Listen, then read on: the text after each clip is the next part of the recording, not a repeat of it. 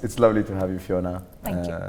You know, it's a pleasure, and and beyond just the conversation we're going to have, I personally wanted to thank you because you were one of the first supporters of the New Colossus Project. Mm-hmm. We talked about it when it was just a concept. That's right. It's not even months, it was a year Mm-hmm. ago. And I'm actually very pleased to have you today, and I'm Thank very you. grateful and thankful Of course. for everything. Appreciate it. Yeah.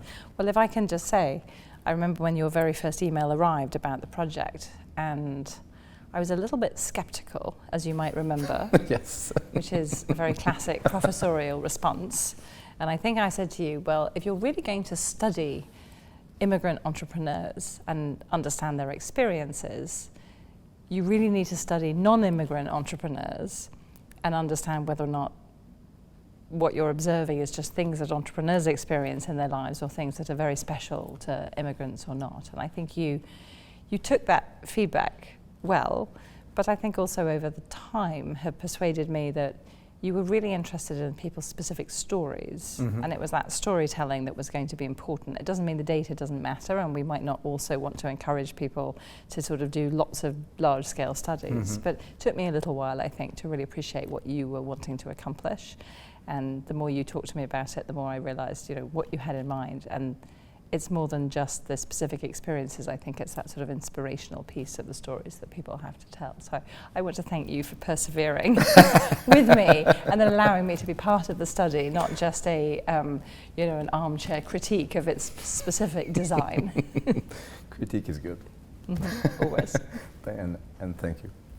As you said, the project is about inspiring the next generation. Mm-hmm. It's really to have conversations, but about stories, about journeys, about achievement, but also struggles, and how to Mm-hmm. go around them and to build across decades of immigrant journeys that we have had, and we had people from many countries. Yes. I'm also very pleased because we have a countrywoman, Mm-hmm. and two Brits on stage. We never Yes. had it's the first time. That's right. That's right. There has to be a first time for everything. It is the first time, despite losing the Euro Cup final. Yes, I'm not sure we should talk about that. It was a very, very good day for Spain. I Okay, think, it was on a very Sunday good day for with Spain. Wimbledon and the Euros. So well Yes. done. So maybe let me.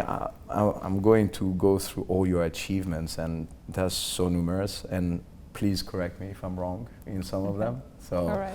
So you are a commander of the British Empire. That's true. Very impressive. Thank you. You're a Dame Commander of the Order of St. George and St. Michael. Yes, St. Michael and St. George, it St. turns Michael out. and St. George. St. Michael comes first, although we don't actually know why, but apparently he does. So, So you're the Associate Dean of Innovation at the Yes. MIT Sloan School of Management. I am. You're the William Porter Professor of Entrepreneurship. Mm-hmm. You are published in many scientific reviews, Science Mm-hmm. Magazine, the Sloan Management Review, Harvard Business Review, and numerous others. Mm-hmm.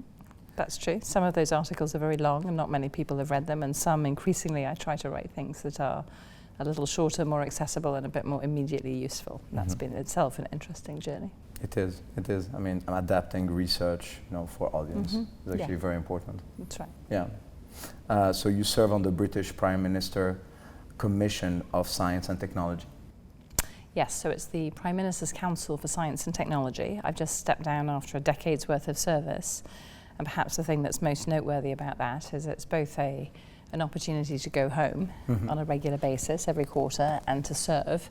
It's also quite interesting because the council provides advice to whomever is the Prime Minister. And so it's not something that is perhaps blown by political winds. And so I've been really privileged over the last decade to give advice to and serve for 5 Prime Ministers. And so I'm very sorry to not get to provide ongoing formal advice to the new incumbent, but still, it's really a very special experience for me. I'm sure. And you are currently the Vice Chair of the NATO Innovation Fund. That's correct, Right. yes. And but that was not enough. You also have a bachelor, a master from the University of Oxford in chemistry. I do, yes. Small feat. Hard earned. Yeah, Hard earned, I will tell you bet. that. And because this was not enough, you have a master and a PhD from the university down the road, down the river, Harvard, yes. In applied sciences. That's right.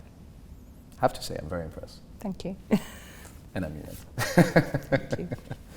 So, but I don't want to talk about that right now. Actually, I just want to maybe go back in time a bit. And before MIT, before NATO, before being a dame and a commander, I just want to go back to actually when you were a student, when you just got your master's at Oxford and you were thinking about coming to the US. Yes. I mean, you were, how old were you back then? Well, when I was making that decision, I was 21. 21. Yes. So you're 21 and you're deciding to come to the United States. That's right. What were your aspiration? What was in your head when you decided to take that decision? Because it's a big step. You were, a young woman, brilliant young woman, and looking to actually come to the US, to Harvard or another prestigious university. And how was it when you arrived? So it's probably worth just taking a step back. So I had finished my degrees in chemistry, and I think I was very torn between wanting to continue to pursue scientific education, but I think I also recognized over time that I really wanted to make sure that what I did had a big impact in the world. And although I fundamentally believe that doing science does have a huge impact, I think I always had a sense that I was going to be better able to have that impact if I thought about how science is applied, how it's used to solve really big problems. And so I was quite torn between two different career paths. Many of my friends at the time were being recruited out of Oxford to places like McKinsey and investment banking and so on. And I was quite attracted to that. I thought that would be a way of actually starting to understand industry, really understanding the problems that companies would have. But there was still a little bit of me that still really thought that doing more depth, doing a deeper scientific education would really make a big difference, that I would actually be able to have a more outsized impact. And so I started to think about doing a PhD. I was fairly clear that I didn't want to do it in pure chemistry. I wanted to do something that was applied chemistry, chemical engineering, applied sciences. And I started to look around at different programs, and I was really tempted by programs in the United States, because in the US, the way the PhD program is run, you effectively get to take a lot of courses as in your first couple of years. You get to have a little bit more breadth before you really narrow in on another narrow specific problem that you want to solve. UK education, as I think you know, is quite narrow, and so as a chemistry undergrad, I studied mathematics for chemists, physics for chemists, chemistry for chemists, organic, inorganic, physical chemistry.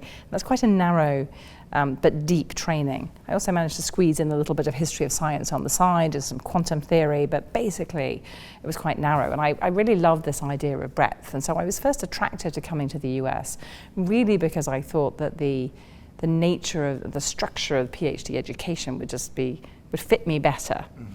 And I also love the idea of coming somewhere new and somewhere that was a challenge. And so a theme that has always come up for me is, if you could find something that's a bit more difficult, why not do that?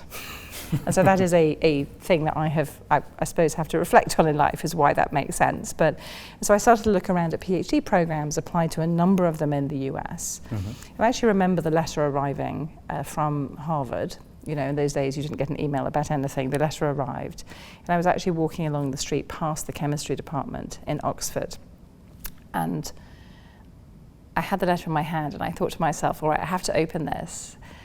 And on the one hand, I desperately wanted to get in, and thought, but on the other hand, I thought, if I get in, I'm going to have to go, because I'm not going to be able to say no to the opportunity of going to Harvard to do a PhD.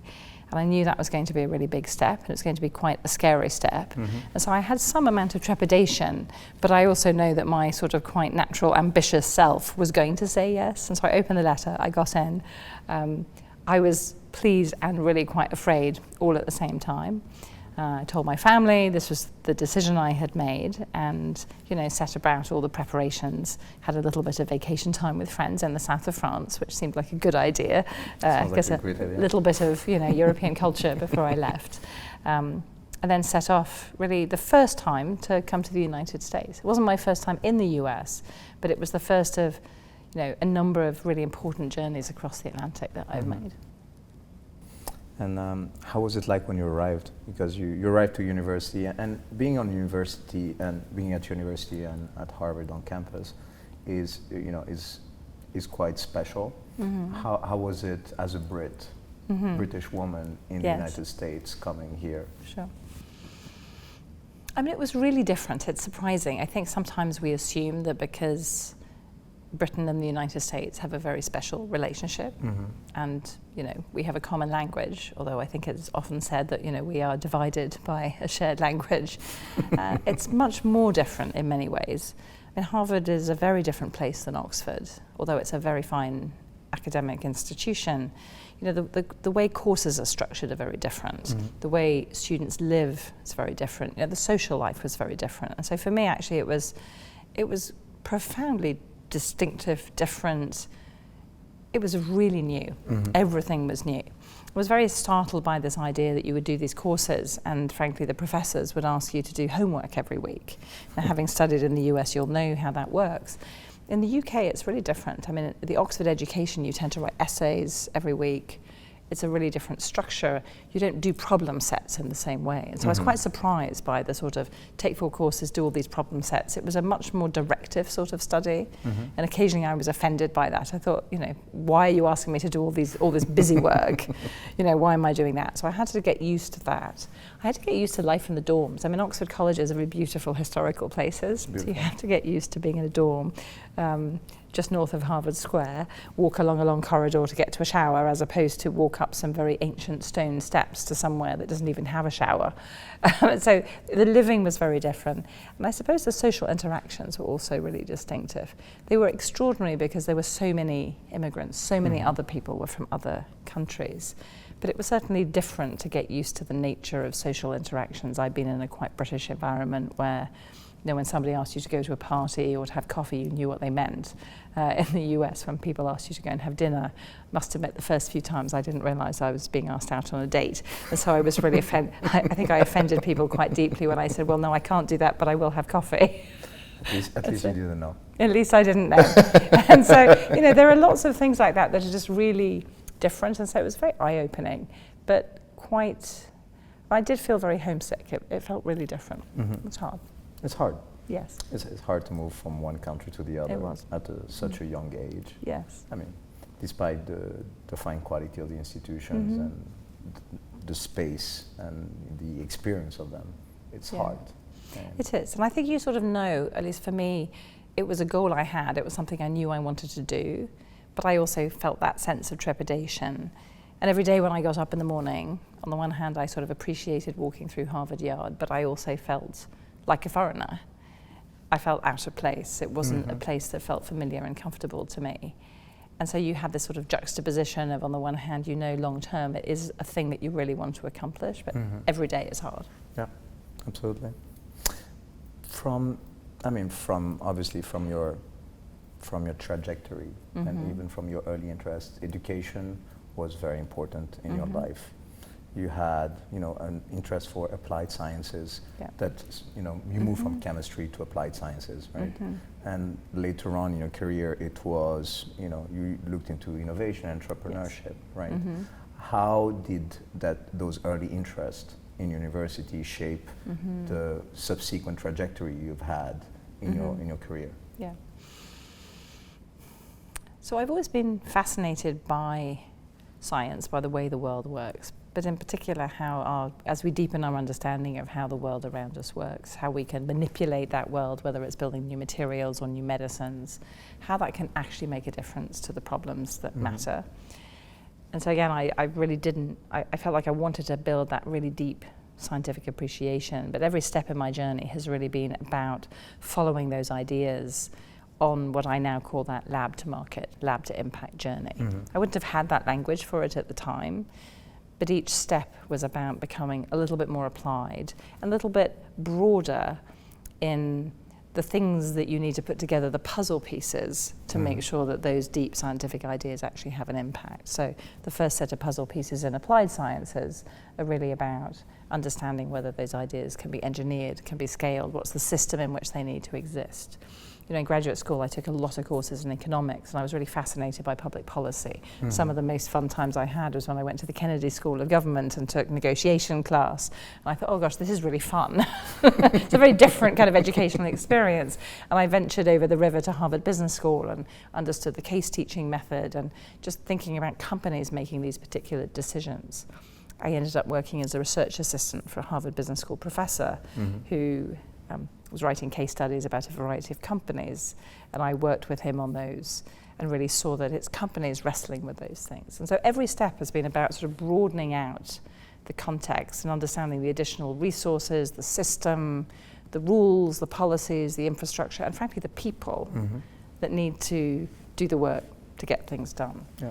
And so that was also my choice of ending up in a management school, was to say, I think I want to be able to understand and shape how we manage and more recently fund those things, not just the doing of them. I always thought that there were other people who were probably better served at being in the lab. I didn't hugely love the daily life of being in the laboratory. Yeah. It wasn't a thing that I necessarily thought I was best at. I thought many other people were more skilled than I was. They were more patient. I'm an impatient person, and I really, really liked that sort of application, and the thinking and doing was important to me. I understand. And that's, I mean, the thinking and doing here, and you know, kind of going through the lab to market, the commercialization, the scaling, you know, how to bring, you know, the capital, the funding, but also the people and, you know, the talent, right? I mean, all this is about, you know, entrepreneurship, right? And I mean, is leading you to kind of being a professor in entrepreneurship and being involved in many accelerators, you know, in early stage, in later stage, you know, in innovation funds and so on and so forth. It makes a lot of sense. From your viewpoint, and here I'm just going to maybe shift the lens a bit, is, you know, as, you know, if you take the, you know, if from your viewpoint, having immigrant entrepreneurs on the immigrant journey, how does it influence entrepreneurship? How do they interact? Because it goes back to the initial question, of course, we should take, you know, the non-immigrant to try to justify that. Of course. But from your experience being at, you know, in all these institutions, how do they interact in a positive or a negative way? Yes. I mean, the first thing I'd say is that if you sit around the table at any meeting at MIT, you will often find that at least half the people in the room have an accent of some kind. Now, I, of course, would not put myself in that category. Just assume that I'm the only one without an accent. But in reality, if I take seriously the fact that we're really saying, you know, who is it who's not American born around the table? Because at somewhere like MIT, it's so frequently the case. You know, I've worked very, very closely with my colleague Vladimir Bilovich in electrical engineering, who works closely with Mugi Bawendi, who I know you've spoken to. You know, Vladimir is an immigrant. So many of my faculty colleagues, both at Sloan, but especially in engineering and science, are more international in their perspective and in their lived experience. You then think about the people who are funding companies. So often you also find that. And particularly those people who are deciding to go on that really difficult journey of commercializing deep technology. There's people who choose to come and do their PhDs here, who then have the ideas and really say, you know, I want to turn that idea into a very, very large organization. And we definitely see many of those people are immigrants. I think we know, and the numbers are, you know, always a bit sort of tricky, but we know that more than half of these sorts of billion-dollar companies are started by immigrant founders. I think about companies that have been really important and in the news recently. I was just thinking a lot about DeepMind, the AI company that obviously was bought by Google, but you know, its co-founders, I think both of them are UK born, although I don't know that for sure, but they both have immigrant parents. You think about a company like BioNTech that was extremely important in Germany in producing one of the COVID vaccines. Those are Turkish immigrants in Germany who are the co-founders. You think about both the investors in Moderna and the leadership of Moderna, you know, a very, very international community. So there's definitely something there, isn't there? I mean, whether we have numbers to put behind it or not. And I think I think about this in a few ways, right? I think, is it the fact that in order just to go on that immigration journey, even if you come from, an extraordinary institution like Oxford, it's still tough, it's still a journey. But all the more if you come from much more difficult backgrounds, whether it's economically or where you have to learn a new language, you were immersed in a culture that's profoundly different from your own. I think the people who can stick that out are definitely special. They show the kinds of tenacity. And so I think some of this is a little bit self-selecting, that those who emigrate will also have those skills. But I also think that there's just something about saying, if I'm going to go to all this trouble to come here to the US has extraordinary resources. Let me use those to really make a big difference. And so there's something about that willingness to do that, to saying, what are the resources I need to pull together? How do I build the team? And how do I simultaneously inspire and do the gritty daily work? I think it's that back and forth between those two things that makes some entrepreneurs and their teams extraordinary. And sometimes I think that's a little bit what the immigrant journey is all about, because I have this big goal, but actually the daily work of living through that, planning to come, just getting up every morning in a strange environment is difficult. And so that ability to sort of hold a big idea and do the really difficult daily work, I think is something that we see very successful entrepreneurs do. And so those two things feel very connected to me. Absolutely. And maybe if I understand correctly, I think the concept, the risk taking here, I mean, the kind of the one-way ticket approach of I'm taking risks, let me at least take a sizable risk.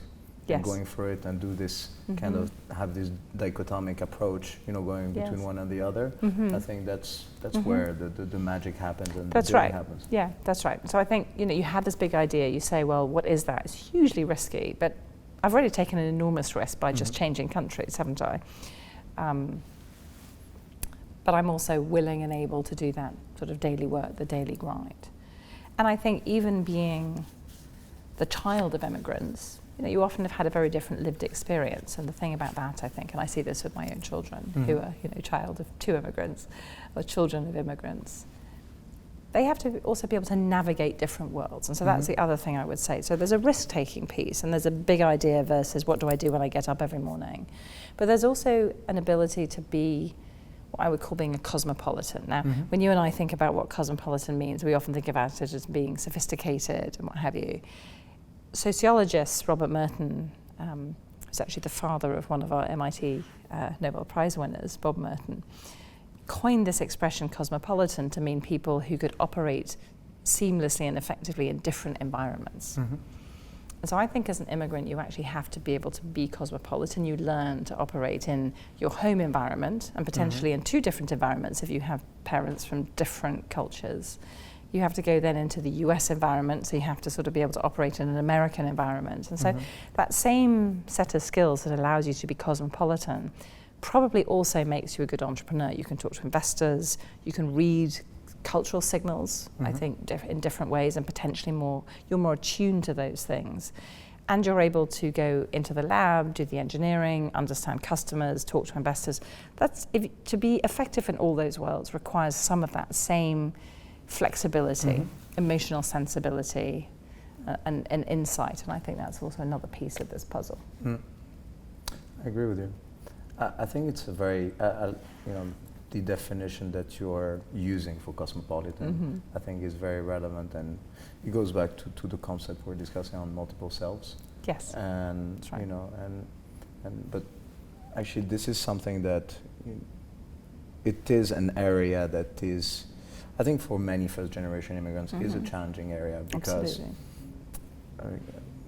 they have multiple identities. Yes. And obviously, to be cosmopolitan, you need to be able to bring a certain self in certain environments. But the challenge is actually not to bring certain self, is not to erase other parts, other selves, and other parts of you. It's to sort of hold them simultaneously, isn't it? And to sort of work out which one is most useful at any given moment, and how, even if you have to be that person, whether it is as an entrepreneur or as an American, but how not to lose touch with the things that matter about your core, perhaps your early childhood identity, or the things that you brought with you that are actually extremely special.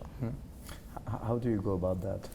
Kind of balancing, the different identities, not to lose touch. because obviously, as you said,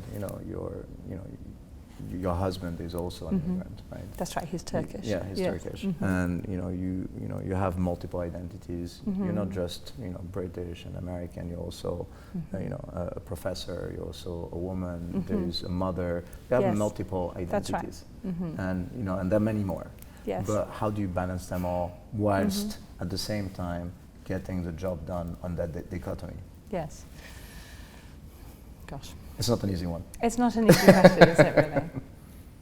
I mean, it's certainly true, and I think whether you're an immigrant or not, you balance many identities. So I absolutely balance the identity of being a professor and a professional person, being female, and that often comes with wanting to be and being a role model, being a wife and mother, an incredibly important set of roles, really important ones for me, and also being a daughter. I'm an only child. My mum is back in England, and that's a really important part of who I am. And then the external roles that I play, trying to sort of integrate them, just integrate over time. How do you actually make the time for all these things, I think is really important. Also find sometimes going from one of those roles to another can sometimes be quite disjunctive, and over time I've learned to sometimes take a breath. So if I've been on a board phone call, something like that, I'm in a kind of quite efficient, focused mode. And I have to try and remember, if I'm going to then go back into a family setting, to perhaps just bring a slightly different version of myself and a little bit less of a directive, bossy, controlling version of myself. That's a work in progress, definitely. I'm not My going husband to be will tell you that. No, I'm going to tell you that. We discussed, but the same is true for him, so that's also true. And it's actually the same, as a daughter. So I will often talk to my mother on the way to work in the morning because of the time change and so on. But it's a funny thing because you're sort of in daughter mode, and then you almost have to come out and say, okay, now I'm the professor. And those are very different humans to be. I think what I lay on top of that, as many immigrants will do, is my Britishness versus my more American self. Now, I probably maintain some amount of British accent. My mum is definitely partly to blame for that. Every time I go home and I sound a little more American, I get told off. And so, and I talk to my family and friends in Britain enough that I hope there's enough Britishness left. I think I'm very fortunate, and I don't take this for granted, that as an immigrant from the UK, I have both a persona, I come from a country, and have an accent that is generally held in very high regard. People tend to be respectful of Britain, except perhaps when we're playing football.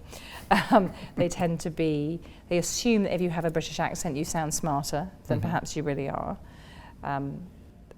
People like Britain, they tend to have spent time there, they want to know more about it. And so I think I'm extremely lucky that when I say I'm British, people find that interesting, and that it does get met with positive sort of acceptance. And I know that that's not true of people coming from every country.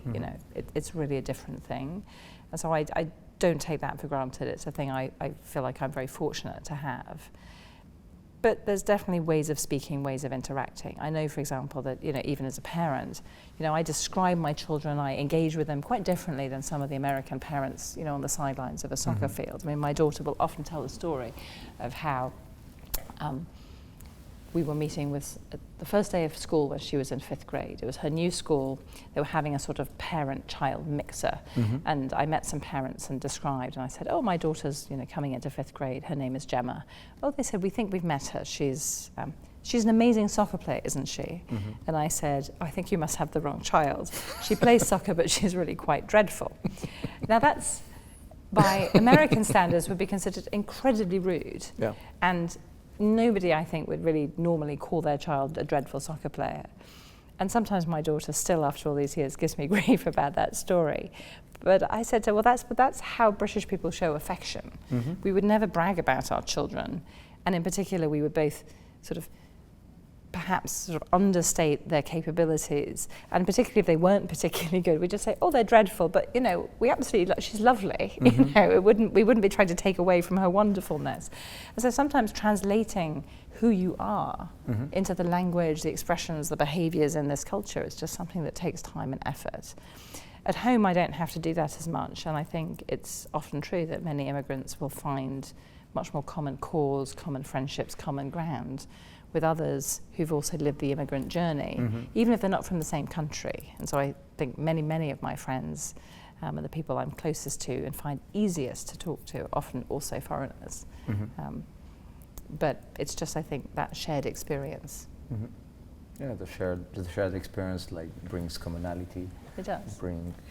Also you're sharing not just the aspiration, but also the adaptation, the challenges, and it's across the whole spectrum of things. And I think that's why also that creates a bond and a connection, an easier bond and a stronger connection. That's right. From the onset. Yes, I think it does, because you have a shared experience of being different. 100%, yeah. And so what it does is it reduces our differences because we have this other thing. And the accent becomes irrelevant. Exactly. Yeah, I agree it's like, it fades away. Yes. So actually I'm going to carry on a bit on this, but I'm going to ask you obviously family is important for you. It is. And your kids are, they're wonderful, and and you're doing. You're not doing a dreadful job. I'm not doing a dreadful. Thank you for saying that. I'm doing my best. I'm trying to use the American version. Yes.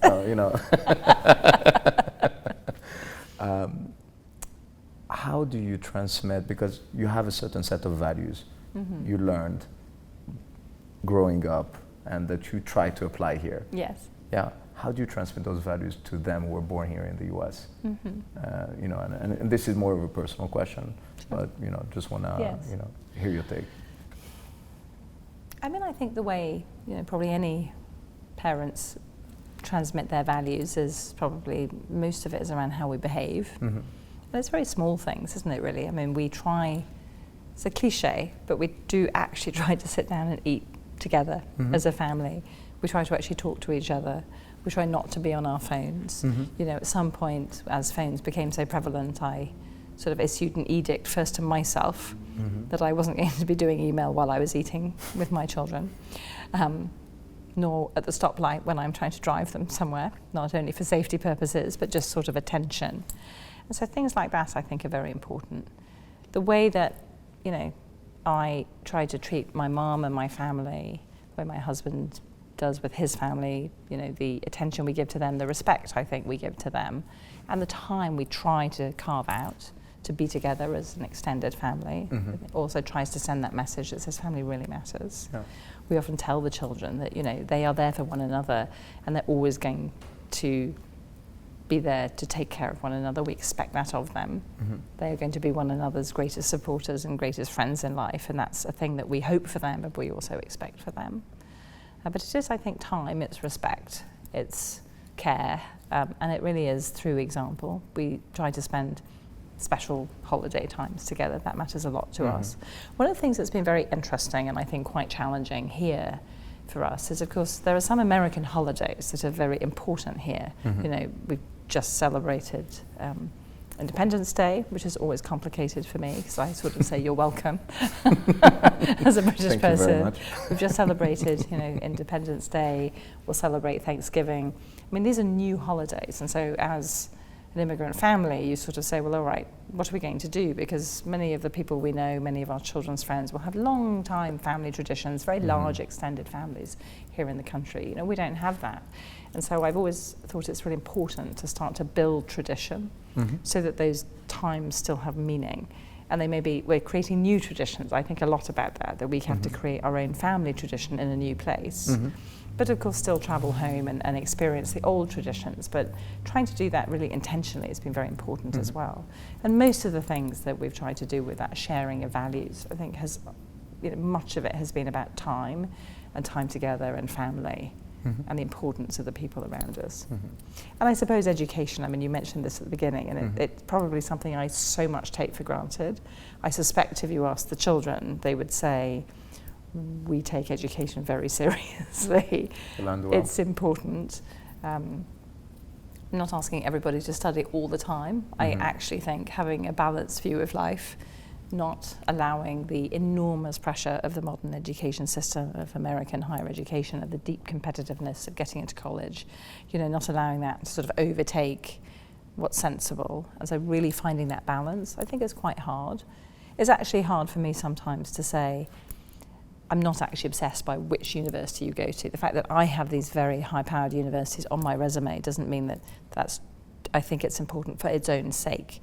What I want for my children is for them to be well educated, to take that seriously, but actually find a path that they find as sort of inspirational, I suppose, and fulfilling as I have. Mm-hmm. And that's not about the labels that you attach to yourself. But I'm also a micromanager, just going to admit that. I try to micromanage their careers, as you know, and then I try not to. As we say, we're all a work in progress. We are. Yeah. Mm-hmm. Thank you for that. I actually speaking about if I'm going to think about what you said on, on all the role models you had around you, right? Or actually being your mother, being also the people who have been in your academic and work and investment environment and so on and so forth. And this is like common, to many immigrant journeys, is the roles of mentors and mentees. Mm-hmm. And what, how did that play a role for you in your, I mean, even starting in university when you were doing your PhD with your advisor and afterwards in your career? And how do you consider for an immigrant founder or those, the ones who are coming here with big ideas and that want to do big things, how should they think about mentorship and mentees and that relationship and how to build it throughout decades? So I think we know that mentors are important for people. And in part, they are the people that help you puzzle through some of the life choices that you're making. I have really found that the people who've inspired me and helped me the most are people who have guided me perhaps in a very specific period in my life and who've given me an example of a version of myself that I could be. But I'm the one who's probably then done all the work of integrating what that might mean for me. I think as a woman interested in science, not wanting to be in a lab, but really wanting to make sure I had impact and being ambitious and wanting to have a career that perhaps has followed an unusual path, I can't point to a specific mentor. People have asked me, and I sometimes think I ought to have had one, but I did not. But at various particular moments, people have been really important to me, and so they've been mentors not on the long journey, but perhaps on the shorter journey. And so I had an advisor, Bob Williams, who was my professor at Oxford, who was really the first person to help me understand what it meant to have a research idea, kind of break it down into pieces, write the component parts. And that sounds sort of trivial in a way, but actually research is a very difficult, baffling business. And so really trying to understand that actually there's a methodology to it and how you practice that makes you a better intellectual, a better researcher. He was really important to me for that. When I first came over to Harvard after my first semester, I certainly was finding it quite difficult to work out how to operate in this new academic environment. And I was put in touch with Jeremy Knowles, who was a professor of chemistry at Harvard and at the time, and he was also, I think, dean of the faculty.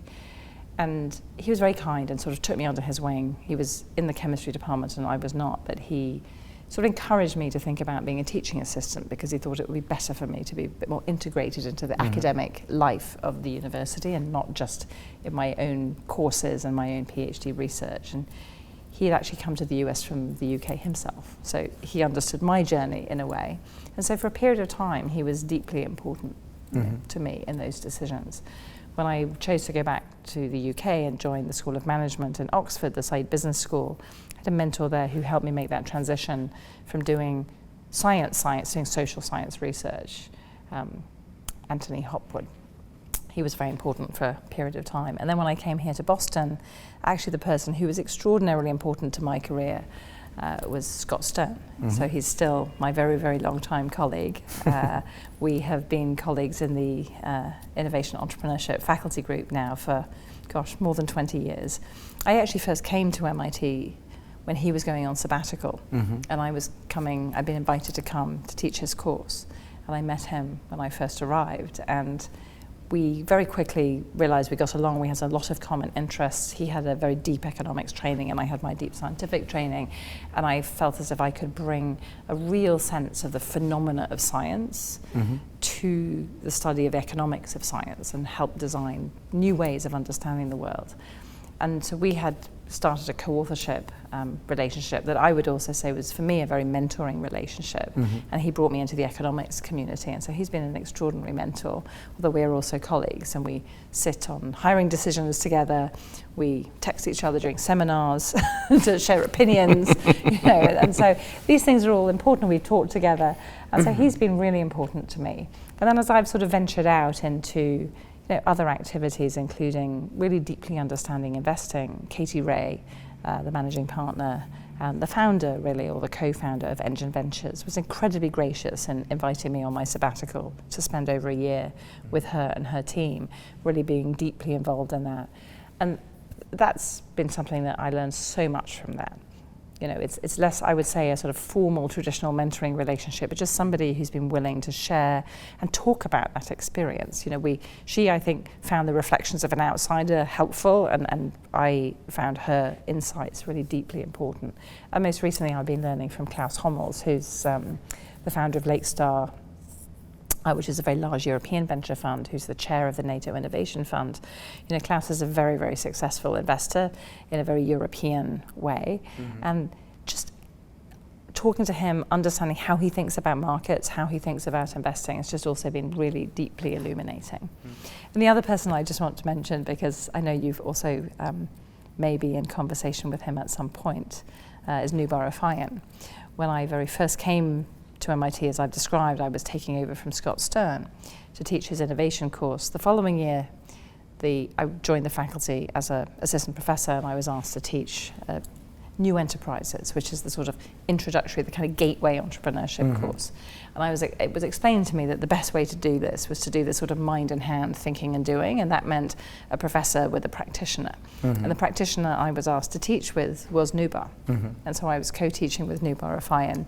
Noubar is a larger-than-life individual, again, deeply opinionated, himself coming from a very academic background with a PhD in chemical engineering, but an extraordinary founder and a very, very creative investor, right? Somebody who's continuously thought about what's the model for how we create, build, and grow ventures.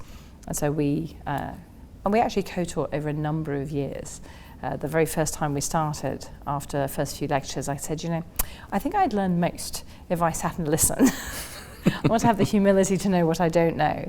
But he created space in the classroom for me and some of the insights I was bringing, particularly from the research. And I've always found it really helpful to think about, practitioners will have their lived experience. As academics, we often will understand what the data tell us. And of course, the data will sometimes tell you something different, because you might have a very extreme, outlying, unusual view. It doesn't make it wrong, it just makes it rare. And I think our students need to know the difference between those two things. And so we had an amazing backwards and forwards. And so he's another person. So my mentors have been almost periodic, but between them, and I've been very fortunate to interact with people who've been willing to give time to me, and I hope I've used that to the best possible ends.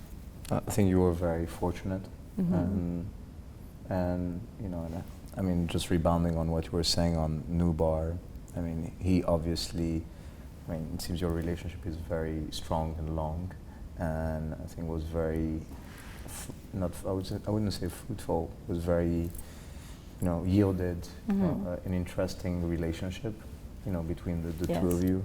And I remember what he was saying actually during the commencement speech. His commencement speech at MIT this year, when he was talking about the immigrant way and how actually that also shaped, his reasoning to actually come do his PhD in chemical engineering.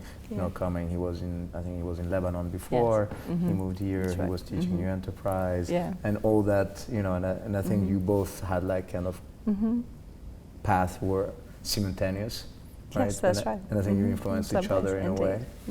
But let me ask you, and this is a part where your research, this is some of the research you have done, and it's about more women in academia. Yes. And and this is maybe something that is, that is missing, or maybe something that needs to be worked on, or a hope for the future, is maybe the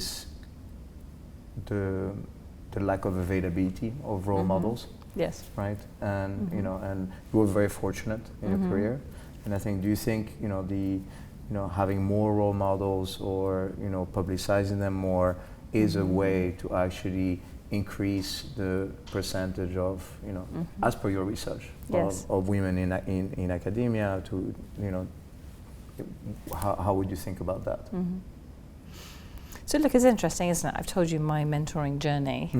There, I have almost no female mentors. Everybody I've described to you, many of them are immigrants in different ways, so we share that in common. They're not female mentors. And that, it's not something that you sort of necessarily notice until you reflect on it later.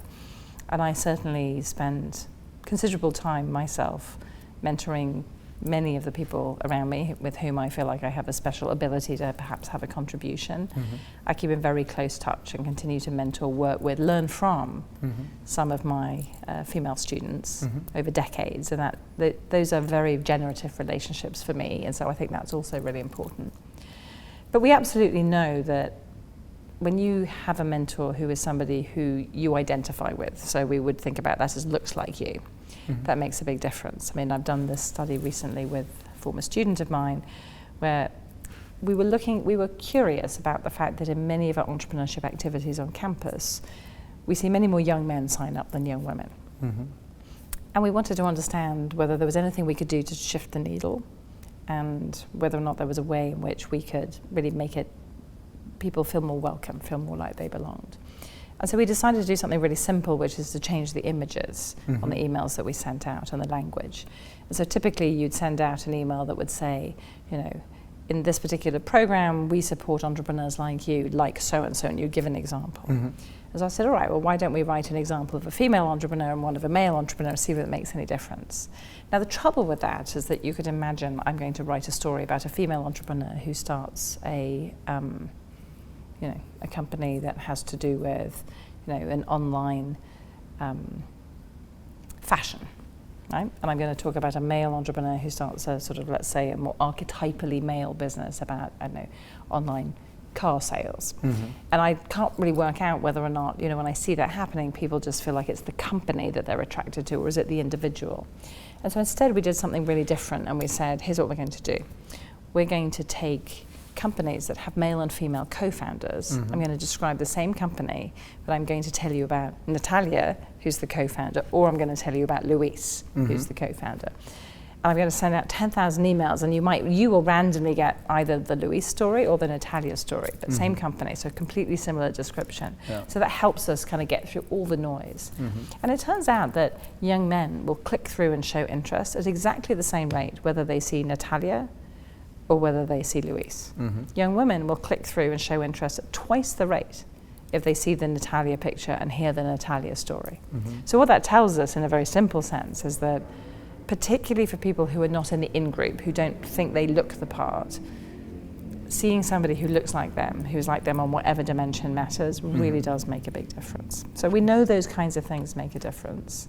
So we have to, I think it's my experience of making sure that we have more women or any other less represented group in academia, in entrepreneurship, in funding, in the allocation of capital, is going to be made up of a whole bunch of very small interventions. There's no magic bullet.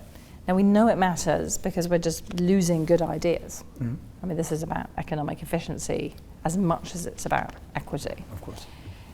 But it's quite difficult to do all of these small interventions with a sense of deep commitment at the same time for quite long periods. And so, but I think as soon as we start to do research around it, which is one of the reasons I started down this line of research, I knew that if I could bring some numbers to bear, particularly in a place like MIT, but frankly in an industry like entrepreneurship, where numbers matter, people are quite quantitative, they like to see evidence, it's just going to make a difference to the discussion, because I'm no longer judging you as a human for not making these investments. I'm just showing you some evidence. Quantified.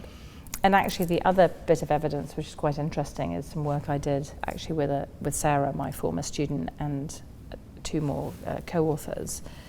We were looking at pitching. And so we took these videos of entrepreneurial pitches, and we dubbed the voice male and female. And we also superimposed images of attractiveness and less attractiveness. And what we can basically show, if I then ask you, is this entrepreneur convincing? And remember, we've got the identical set of slides and the identical script. So it would be as if somebody was just listening to your voice or listening to my voice. You would be judged as being more convincing than me, more investable than me, more qualified than me, even though the slides were the same and the words we used were the same. And what's really interesting about that is that men and women have that reaction. And so, again, I find that to be really helpful, because we're now not pointing fingers at everybody. We're saying this is how the world works. In spaces like this where there's risk and uncertainty, when we have a big gap between what people are trying to accomplish and where they are today, we know that people fill that in with their beliefs about whether somebody's likely to get something done. And as soon as there's uncertainty and risk, people fill it with their own beliefs and their own biases, even if they don't mean to. Yeah. And so that's a lot about what my line of research has been about, is how do we make a difference to that? The unquantifiable risks. That's right. That you're just trying to fill with unquantifiable beliefs. That's right. And we hope we can fill them with information, and we know when we invest that we invest in order to basically generate information that allows us what to do next. But before we have made that investment, we just have beliefs about it, and beliefs themselves are often biased because we come with lots of baggage as human beings. Yeah. No, I mean, that's the nature of being human. Yes. Yeah. I'm really enjoying this conversation, and actually, this is my last question. Okay. So we started by, going back to when you came here, right? Actually, my last question is more about, like, you're here now, having this, wonderful conversation together. If you saw yourself, arriving here from Oxford back then, what advice would you give yourself, after all this time, now that you've built a family, now that you have done all the great things you've been doing? Yes. I think I would remind myself not to be afraid. Or at least to take that fear and try and continue to use it very productively. I think taking that step and that journey is difficult, it's hard, it's something that you can feel afraid, but you really want to, and so I think I would want to tell myself not to be afraid. I would tell that young version of Fiona that this is a path, it's a journey, and that it may be an unusual one, but you have to sort of believe in the choices that you make. And I would also remind myself that it's a long journey, and I don't necessarily need to hurry every single piece of it. That looking back, I think sometimes I wish I had enjoyed any given part of it just a little bit more. And also sometimes given it the time that it deserved. And so I think those would be the three things for me, is to sort of not be afraid, to know that, to listen to my own voice and to trust my own judgment about the path, even though it's an unusual one. And I think try to appreciate every minute of it, because it's pretty extraordinary. It is pretty extraordinary. Fiona, I want to thank you. I've thanked you at the beginning, but this conversation was very enjoyable. Thank you for all this, and thank you again for being a friend and supporter since before day one, since day zero. Absolutely. Thank you. Thank you so much. I appreciate it.